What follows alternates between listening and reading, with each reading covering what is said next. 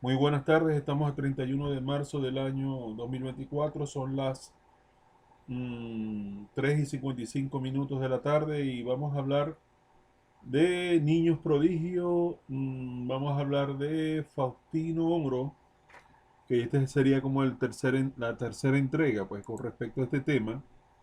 Y luego seguimos hablando de niños prodigios con Samuel Rechesky. Tenemos aquí una conferencia que no es mía, tengo el audio de un señor, René Miel, una cosa así. Pero vamos por paso, vamos por parte. Miren, estuvimos hablando en anteriores trabajos que si era bueno y positivo en impulsar a un niño de 10 años en jugar con lotes de grandes maestros. Posiblemente tiene cierta ventaja con respecto a los demás niños, y también puede tener un talento para el juego rápido, el juego Blitz y el juego rápido.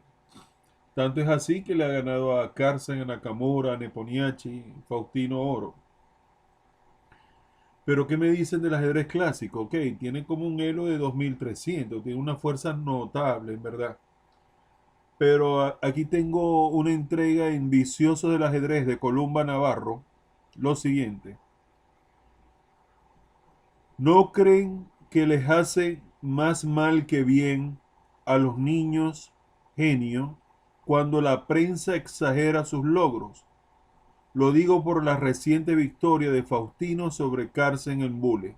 Repito, ¿no creen que le hacen más mal que bien a los niños genios cuando la prensa exagera sus logros?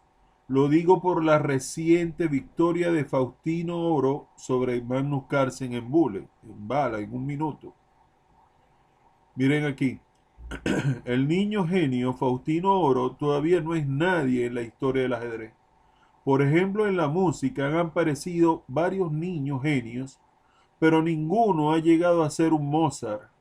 En el ajedrez, Firuza y Weyi fueron de esos niños genios que actualmente son otros jugadores más de la élite. Nada extraordinario. Ellos no están en el Olimpo del ajedrez a pesar de haber sido niños prodigios.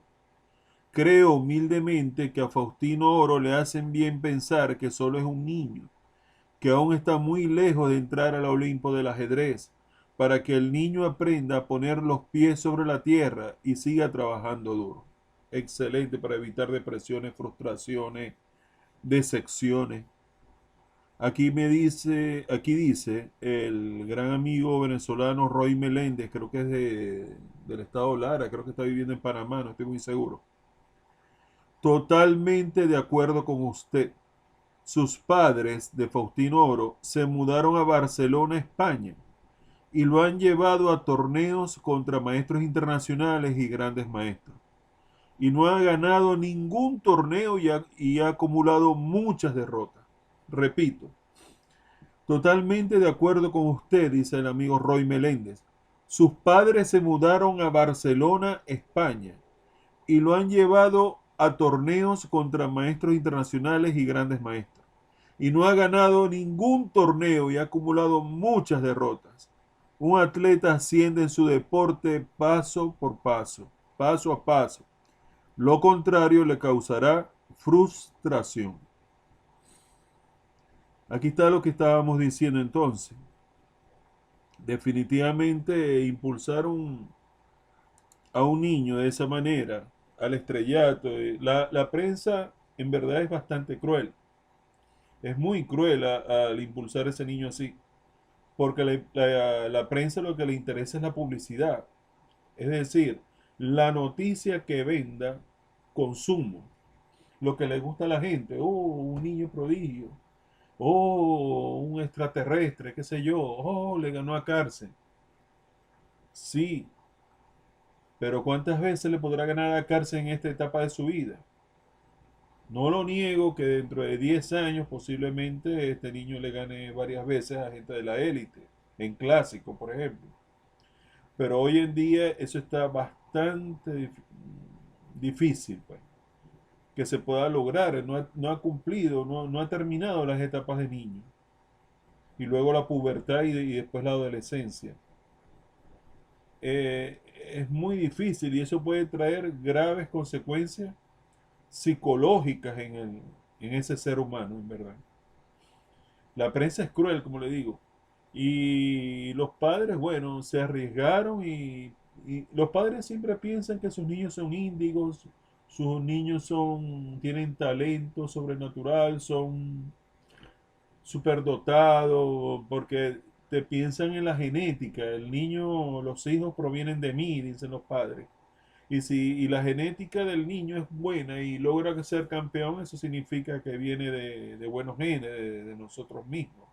Y el niño va como cumpliendo etapas que los padres soñaron tal vez en su vida y no lo lograron concretar. Ser famosos, ser reconocidos, ganar mucho dinero y cosas así. Pero eso es un privilegio que le llega a muy pocos en el Olimpo, como decía el escrito que acabamos de leer, que, que colocaron dos ejemplos, que tanto Güellí como Ligresa Firouza han sido niños prodigios y también yo les nombré a Carajaquín o Cariaquín, también ha sido niño prodigio. Y no todos llegan a estar arriba. Vamos a ver cómo le va a Firouza ahora en este torneo de candidatos. El favorito es Fabiano Caruana, el veterano, el experimentado Fabiano Caruana. Entonces, esos un poco muchachos que están ahí regados en el torneo de candidatos serían todos una sorpresa. Entonces la prensa es cruel, la fama es cruel y despiadada, atrapa al muchacho, le mete una presión extra, que están hablando muy bien de mí, pero son muy mal agradecidos, muy ingratos, que si el niño de pronto no responde y sigue perdiendo torneos y sigue perdiendo puntos Elo y no avanza como para llegar a los 2400 para el título de maestro internacional, entonces, así como te ayudaron a subir, también la prensa puede ayudarte a bajar, pero bien machacado, en verdad. Ese es el problema ahí. Entonces, yo sugiero que este caso se estudie para aquellos que piensan que sus niños son superdotados, son genios y todo eso.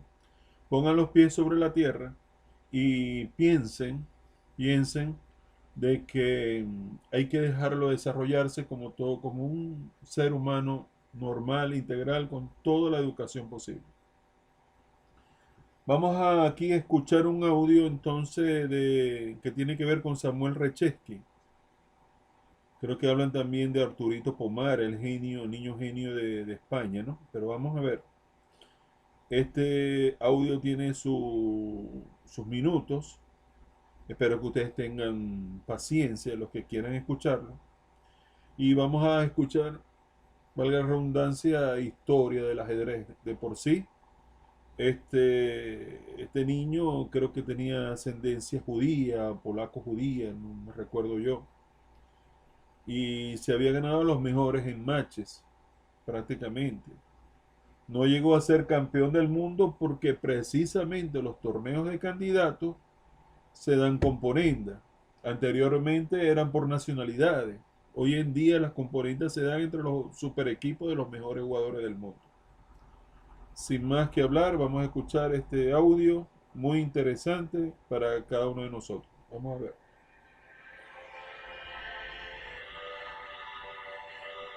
Ok, Samuel Rechesky, un recuerdo. Torito Pomar, vamos a ver. Hola oyentes de Radio Cefrá, después de este parón veraniego volvemos a recuperar el pulso de este programa dedicado al ajedrez, jaque a la mente y como siempre de la mano de René Mayer. ¿Qué tal, René? Muy bien, muy bien. Bueno, nos despedimos hablando de los hipermodernos, ¿verdad? Sí. Pero ahora vamos a una biografía que si bien es personal, va a estar ligada a otros dos personajes más. Vamos a hablar de Samuel Reshevsky. Sí, vamos a hacer un salto transoceánico, vamos a dejar Europa y adentrarnos en Estados Unidos con la figura de Sami Reshevsky. pero claro, haré dos incisos muy importantes, obligatorios prácticamente en torno a su figura. Entonces, hablar de Samuel Reshevsky es hablar del típico niño prodigio del ajedrez, que aprende a jugar, bueno, nace en 1911 en Lodz, o Łódź, como dicen los polacos. Łódź, dice. Łódź, sí, porque la L con la barrita es Łódź. Pero transcurrirá toda su vida en Estados Unidos prácticamente, ya que sus padres lo llevaron a los 9 años a la tierra de Trump, que aún no estaba trompeando en aquel entonces. Bueno, pues entonces este niño aprende a jugar a los 4 años, a los 8 ya se enfrenta a los más fuertes jugadores de Polonia. Con 8 años. Sí, sí, no, un niño prodigio típico, y a lo largo de toda su vida fue un jugador fortísimo, candidato al título mundial desde 1935 hasta 1965, o sea, una figura importante, aunque no llegó nunca a ser campeón mundial, una figura muy importante. Y bueno, pues hay que saber que sus padres emigraron a Estados Unidos en 1920 para explotar un poco el talento de este chico prodigio. O sea que fue justamente por el niño este que Sí, decidieron emigrar. vieron que en Europa estaba bien el mercado, pero pensaban que iban a sacarle más jugo en Estados Unidos. Y entonces aquí hago el primer inciso, porque en España tenemos un caso muy similar con la figura del recientemente fallecido Arturito Pomar. Arturo Pomar, un niño prodigio también con un talento extraordinario, pero que no tuvo tanta suerte porque le tocó vivir en la España franquista. Nació en 1931, o sea, 20 años después de Reshevsky, y murió el año pasado, en 2016, en mayo del 16, abandonado de la mano de Dios prácticamente. Este niño aprendió a jugar a los 5, un talento extraordinario. Franco se citó con él y dicen que incluso sonrió, él que nunca sonreía, que Franco delante del niño que acababa de ganar un torneo y encarnaba la grandeza de la mente española en una época en que había restricciones de comida, extraperlo. Utilizaron al pobre niño para como reclamo, realzar como reclamo del régimen, y le dieron después un puesto en una oficina de correos, y nunca tuvo ninguna ayuda oficial de un asistente, porque en ajedrez es muy importante tener ayudantes que te hacen el trabajo. Es un trabajo enorme el de la preparación de las partidas. Entrenadores. Y estaba tan solo y tan abandonado que su talento nunca llegó a fraguar como debiera. Entonces se cuenta una anécdota que yo creo que era en el torneo de Susa, o el Internacional de Susa en Túnez o algo así, no estoy muy seguro. Cuentan que Bobby Fischer, que admiraba mucho a Omar porque era un fortísimo jugador, pero veía que le dijo al final del torneo, le dijo: pobre carterito español, ahora vas a tener que volver a pegar sellos. Entonces esto un poco demuestra el carácter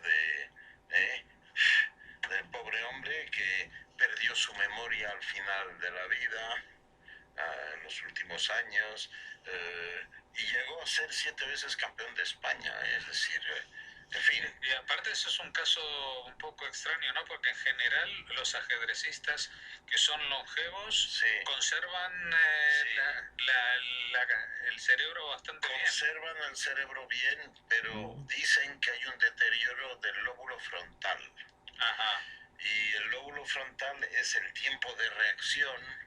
La memoria sigue bastante buena, pero el tiempo de reacción, como se ha visto con Kasparov últimamente en Estados Unidos, jugó muy bien sus partidas hace 2 semanas, pero tardaba más de lo acostumbrado. Claro, lleva 10 años sin jugar torneos y llegaba a posición ganadoras que no lograba rematar por falta de tiempo, por este tiempo de reacción alargado que precisan los veteranos. Claro, no es todo.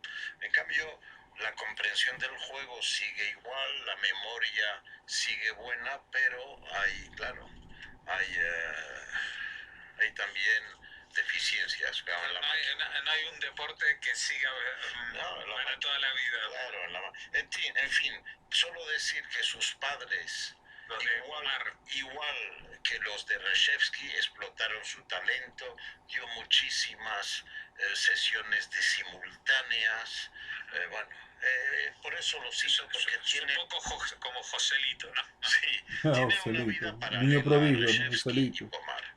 A pesar de la diferencia de edad. Pomar murió a los 84 en el 2016 y Reshevsky murió a los 80 en el 92 en Estados Unidos, en Nueva York. Bueno, volvamos a Reshevsky.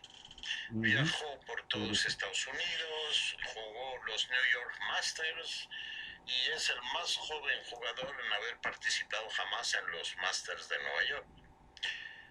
Hay un problema con él, que con tanta exhibición y tanta simultánea no fue al colegio. Y las autoridades acusaron a sus padres de tutela incorrecta. De modo que tuvieron problemas, pero ahí surgió un mecenas que no era sino Julius Rosenwald, un judío, copropietario de Sears and Roebuck, y lo financió y lo protegió durante... Y le puso un profesor particular o algo así. Pero a condición de que fuera a la escuela ya. Ajá. Que se fuera escolarizado. Entonces, nunca se hizo profesional del ajedrez Reshevsky porque estudió para contabilidad en la Universidad de Chicago y vivió de contable. Se casó, tuvo 3 hijos, a los 30 años se casó, dio una vida normal, un fortísimo jugador que disputaba los ciclos para el campeonato mundial, pero que trabajaba de contable. Y hay que anotar también que era un judío ortodoxo, muy practicante y que nunca jugaba los Shabbat. Entonces le arreglaban las partidas para que no tocara en viernes o sábado. Y se puede decir que participó, fue un miembro destacado de la élite mundial a pesar de no ser profesional del ajedrez en aquella época. Sus resultados en Estados Unidos hablan por sí. Ganó el campeonato abierto de Estados Unidos en 1931 y después compartió el Open de 1934 con otro grande que tiene una carrera fabulosa en el ajedrez americano y mundial, que es Reuben Fine. Y voy a hacer el segundo inciso aquí, porque Fine fue realmente el competidor, el rival de época de Reshevsky en todos los torneos americanos. El psicólogo Reuben Fine. Un judío, y además vamos a ver un judío especializado, ya veremos ahora por qué, porque sacó una teoría psicoanalítica digna de mención. Vamos a ver un poco, vamos a interesarnos por la figura de Reuben Fine, que nació en 14 en Estados Unidos y murió en el 93, a los 80 años también, 79. Uno de los mejores jugadores del mundo, era fantástico en blitz, en partidas rápidas de 5 minutos. Era fabuloso. Durante muchos años fue también participó en la élite mundial, aprendió ajedrez a los 8 años, ¿ves? Son todos muy precoces. Y es conocido porque escribió libros que todavía son clásicos hoy en día sobre los finales de ajedrez. Y se llamaba Finales Básicos de Ajedrez. Yo recuerdo haber aprendido con ellos, aunque se han detectado con el uso de los ordenadores y análisis implacable de los programas, se han descubierto errores de análisis obviamente inevitables. Hoy en día se ve enseguida. Bueno, y bueno, tiene una historia curiosa, porque trabajó en la Marina de Guerra de Estados Unidos durante la Segunda Guerra Mundial para un trabajo de lo más extraño. Calculaba las probabilidades de que aparecieran submarinos alemanes en determinados puntos del océano. Este era su cometido. Y lo utilizaron, bueno... O sea, que había estudiado matemáticas. Sí, había estudiado, pero luego dejó, digamos, un poco el ajedrez de lado y se doctoró, estudió psicología, y se doctoró en psicología. Y entonces ahí es cuando el interés de Fine para los oyentes es el que vamos a nombrar ahora, y por eso hago este inciso. Fine escribió más tarde una historia del psicoanálisis en 1979. Él como ajedrecista llegó a la cumbre porque ganó empatado el torneo de Avro de 1938, pues delante de Alekhine, de Botvinnik, de Capablanca. Bárbaro. Y bueno, empató con Keres, pero después se negó a disputar el ciclo de Campeonato del Mundo de 1948 más tarde, porque él siempre, yo creo que tenía miedo un poco al fracaso. Siempre fue un segundón, aunque era fortísimo, ya que ganó a esos campeonatos, ganó 2 veces a Alekhine también, es decir, no era cualquiera. Fine. No era cualquiera. Se interesó por el psicoanálisis y se empeñó en sacar una teoría psicoanalítica relacionada con el ajedrez que tiene su miga. Y vamos a ver por qué. Ese libro seguro que lo leíste, porque tú también eres de unir esas dos ciencias. No, pero yo no soy freudiano, creo que Freud se pasaba en la digamos, en sus teorías sexuales. No creo que se pueda explicar el ser humano solamente por sus... Pero sería interesante hablar de los distintos movimientos de la ficha del ajedrez desde el punto de vista freudiano, ¿no? Bueno, pues este señor Fine, Ruben Fine, tenía una teoría. Primero pensaba que se podía curar la homosexualidad, que se veía todavía como una enfermedad. Hace 50, 60 años. Y bueno, tiene una teoría que realmente, para quien no lo conoce, que él decía que había una homosexualidad latente en el ajedrez. En el ajedrez. En el ajedrez. Entonces... Porque jugaban hombres contra hombres. Pero no solamente esto, sino porque la figura de la dama, la dama que es muy potente en ajedrez, el rey que es débil. Entonces decía que era el ajedrez era un símbolo fálico. Bueno, todos los argumentos del freudismo. Qué locura. Y decía también que cuando se trataba, claro, la dama es muy potente y el rey es débil, pero es la esencia del juego. Sin rey no hay juego. Entonces decía, había montado la teoría de que en realidad cuando se quiere matar al rey, se quiere matar al padre. Es una simbolización, matar al padre a través del rey. Bueno, toda una teoría. Bárbaro. Muy elíptico. Sí, bueno, pero locura. Se puede hablar muchísimo y es muy debatible, pero en fin, a esto dedicó su vida, ya que era muy fuerte jugador y conocía el interior de él. Y bueno, volvamos a Reshevsky para... Que también quería matar a su padre porque lo explotaban. Bueno, no sé si llegó a tanto, pero desde luego que ganó el campeonato de Estados Unidos. Reshevsky lo ganó 7 veces, de 1936 a 1969. Compitió 21 veces en él. O sea, sus resultados internacionales pues empezaron en 1935 en Inglaterra, donde ganó Capablanca. Eso no lo hace cualquiera. No. Fue tercero en Nottingham en 1936, primero en Lituania, en Kemeri, en el 37, cuarto en el Avro, que ganó justamente Fine, empatado con Keres, en 1938, y le nombraron grande maestro, recibió el título en 1950, a los 39 años. En Zurich hubo un torneo de candidatos para el campeonato del mundo en el 53, que era fortísimo y muy famoso el libro. Entonces terminó segundo ahí, con Bronstein y Keres. Keres era estonio, Bronstein era ruso. David Bronstein. Detrás de Smyslov, que ganó el torneo de candidatos.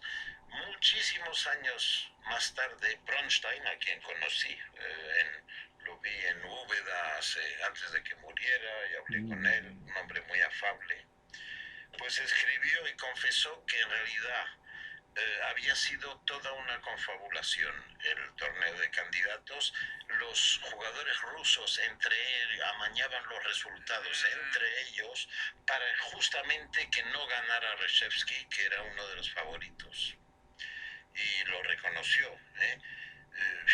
Entonces salió Smyslov por este tejemaneje. Bueno, Reshevsky era un formidable jugador de matches personal. Interesante. Contra los mejores americanos ganó, contra Biscayer, contra Donald Byrne, contra Pal Benko, que era de origen húngaro, y contra el yugoslavo Gligoric, que era uno de los más fuertes del mundo. Los derrotó en matches personales. Incluso ganó a alguien que debes conocer, el abuelito, que es Miguel Najdorf. Lo ganó por 11-7 en un match en 1952. Y Najdorf era un jugador también de la élite mundial. Sí. Derrotó a Botvinnik en 1955 y se enfrentó a Fischer en 1961. Pero estaban igualados, y Fischer, no sé qué pasó exactamente, había adquirido compromisos, entonces le dieron por victorioso a Reshevsky, y Fischer tuvo que marcharse a otro compromiso, en fin. El mismo Fischer que dijo lo que dijo de Pomar. Sí, del carterito. Pero Fischer empezaba a subir mucho hasta tal punto que Reshevsky se quejaba.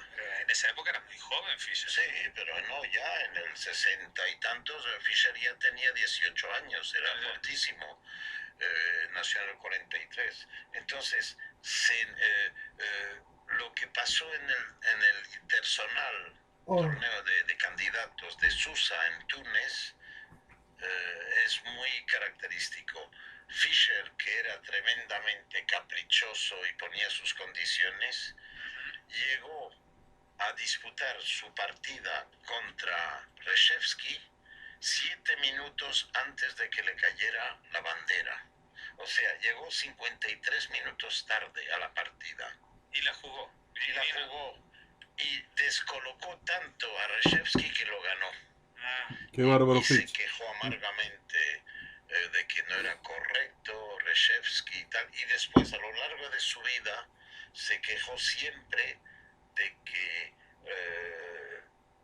le habían siempre había pasado por delante Fischer, y que no era justo porque a él... Y no era la primera vez que le pasaba, porque ya nos has contado lo de los rusos en Avro, ¿no? Sí, bueno. O sea que muchas veces no llegó porque los demás le hacían alguna triquiñuela. Y también él puso de su parte también, porque era un jugador, ya lo explicaré ahora para terminar, que era un jugador muy peculiar. Entonces, bueno, Fischer jugó delante de él en el primer tablero en las Olimpiadas de 60, del 62, del 66.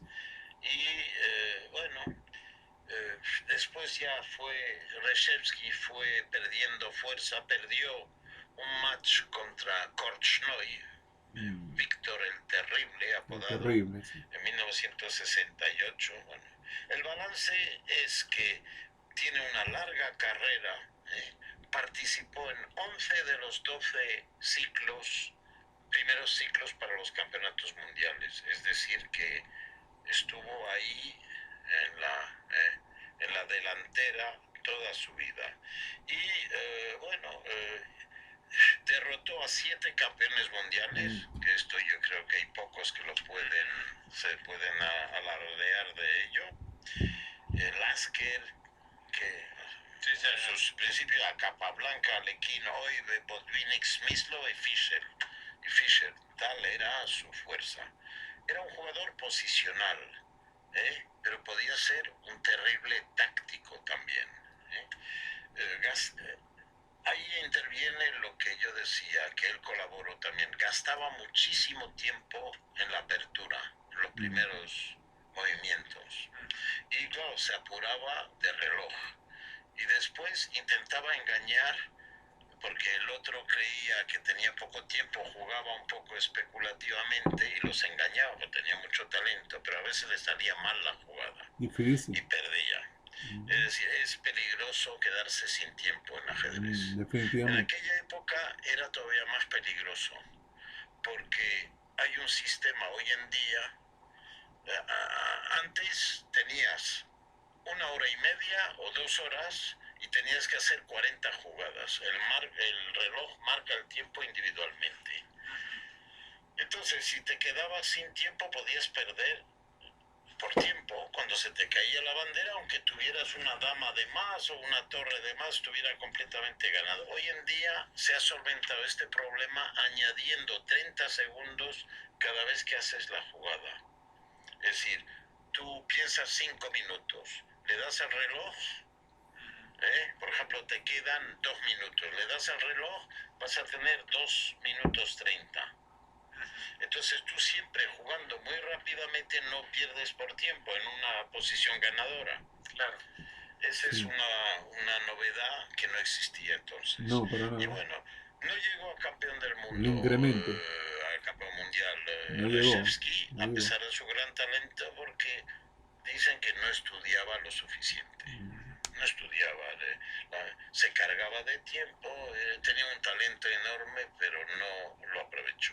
Y él decía de sí, para terminar, mi estilo se sitúa entre Tal y Petrosian, que son dos extremos. Tal es el combinador y Petrosian, el hombre que impide al otro jugar, hiperconservador y tal.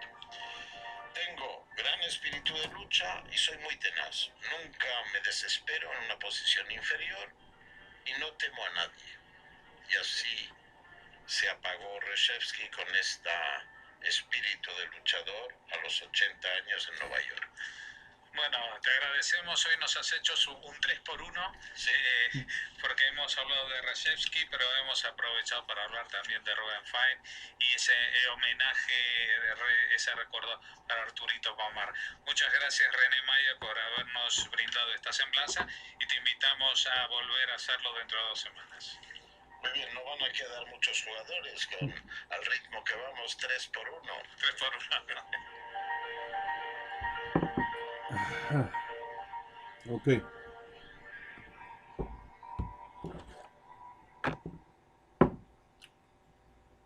Terminó el audio o la nota de voz. Duró 25 minutos con 7 segundos. Y en verdad es muy interesante porque es un recuento histórico desde los tiempos de Samuel Reshevsky. Fue un niño prodigio, fíjense cómo lo iban explicando ahí paso por paso. Ya daba simultánea a la edad de 8 años. Le ha ganado en matches a los principales jugadores americanos. Jugó muchas oportunidades en el Campeonato Nacional de los Estados Unidos. le ganó a Lequín, a Capablanca, le ganó en Macha Fischer porque tuvo que retirarse. En fin, fue un genio, un niño prodigio que al principio se le cuestionó a la familia porque no lo llevaban al colegio y tuvo un tutor para que cumpliera la equivalencia de sus tareas escolares, ¿no? De su nivel educativo. Llegó a tener una profesión de contabilidad, con eso defendió a su familia y de eso vivió.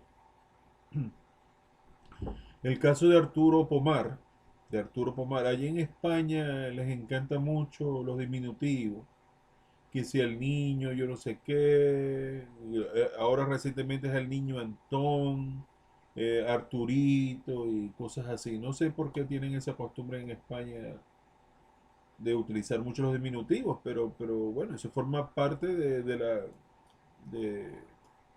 de la cuestión cultural, de aspectos culturales que existen allá en la madre patria España, pues, pudiéramos decir. Bueno, me llamó mucho la atención de Arturo Pomar que lo llevaron frente al dictador Francisco Franco directamente. Fue utilizado como imagen de la dictadura, de ejemplo de españoles durante la dictadura y la guerra civil y todo eso. Entonces, podríamos decir que los niños, tanto como Rechesky, que se la mantenían simultáneas, y hay fotos de Rechesky a temprana edad, y Arturo Pomar, que estuvo precisamente ante el propio dictador Francisco Franco, el fascista Francisco Franco de España. Podríamos decir de que ha existido como una especie de explotación infantil. Explotación en el sentido que le han sacado provecho los adultos a estos niños. El otro caso que trataron en este audio fue de Robin Fine. No sabía que había sido un prodigio, un niño prodigio.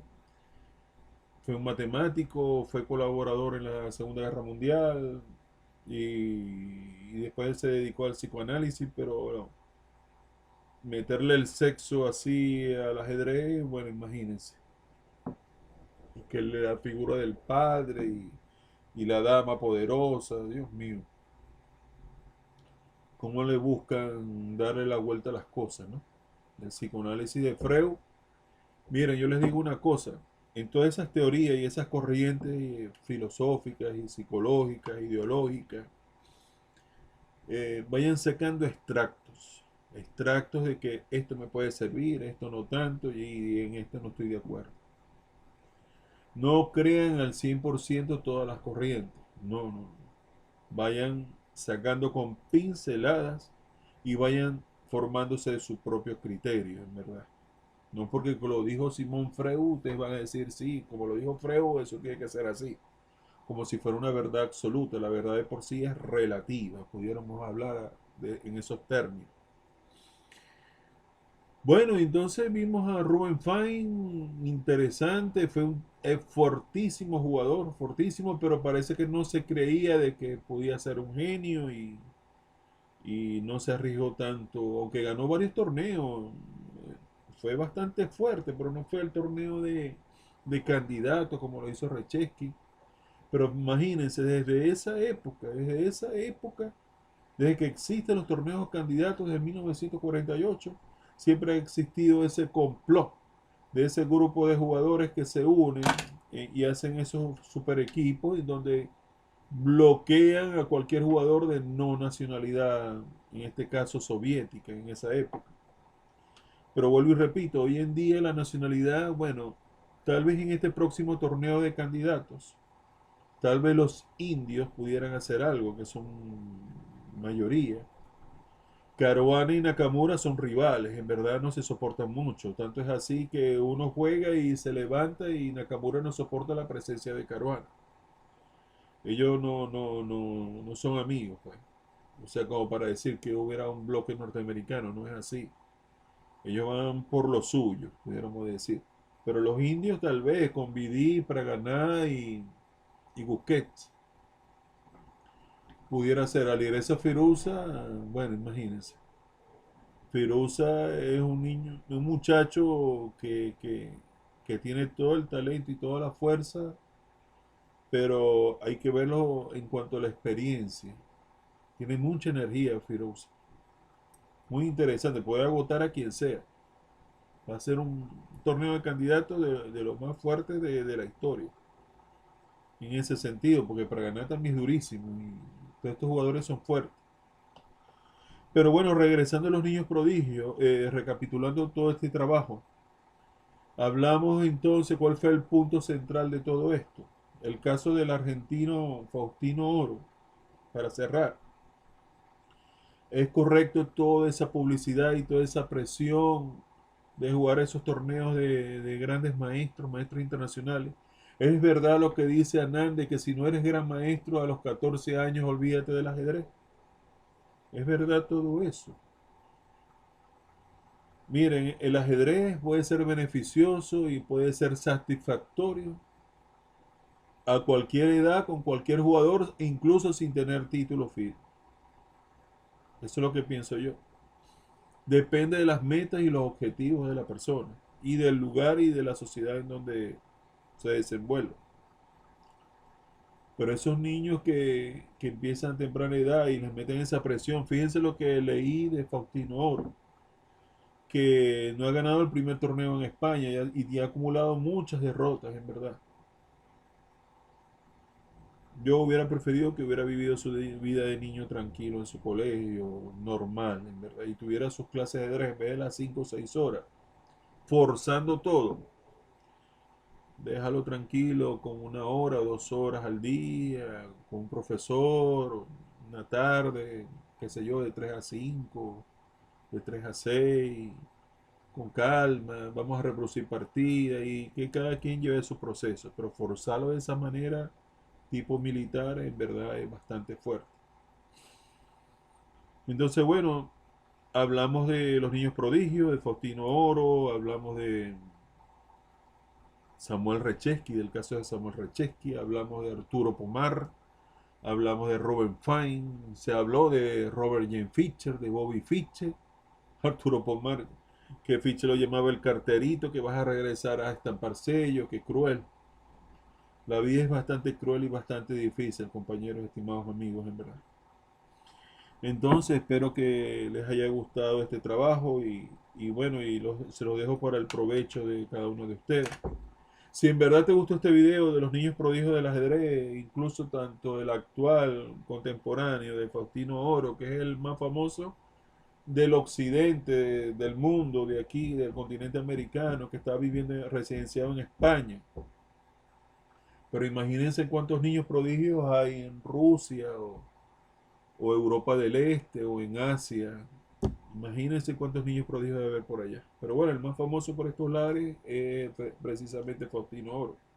Si en verdad te llamó la atención estos comentarios y estas reflexiones sobre los niños prodigios del ajedrez y el futuro torneo de candidatos que comienza, que arranca la semana que viene, por favor regálame un like para saber que en verdad caló bien. Si quieres suscribirte al canal y ayudarme a crecer en YouTube, suscríbete por favor, estimados amigos. Si quieres comentar algo, lo que tú quieras, coméntalo. Y si quieres compartir este video en redes sociales, en verdad me harías un gran favor. Se les aprecia y se les respeta a todos como siempre tiene que ser.